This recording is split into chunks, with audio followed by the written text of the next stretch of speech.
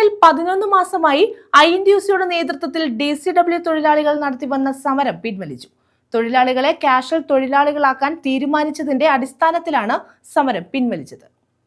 കഴിഞ്ഞ 11 മാസമായി KMML കമ്പനിയിൽ DCW തൊഴിലാളികൾ INTUC-യുടെ നേതൃത്വത്തിൽ നടത്തിവന്ന സമരമാണ് പിൻവലിച്ചത്.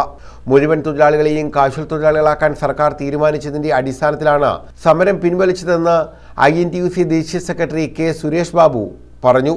മന്ത്രി P. രാജീവിന്റെ അധ്യക്ഷതയിൽ ചേർന്ന യോഗത്തിലാണ് മുഴുവൻ തൊഴിലാളികളെയും കാഷ്വൽ തൊഴിലാളികളാക്കാൻ തീരുമാനിച്ചത്. KMML-ന് മുന്നിൽ തൊഴിലാളികൾ ആഹ്ലാദ പ്രകടനവും നടത്തി.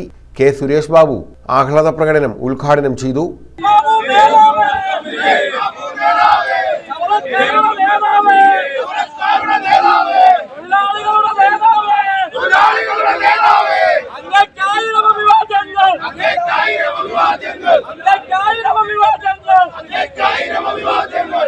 കോലത്ത് വേണുഗോപാൽ അധ്യക്ഷത വഹിച്ചു.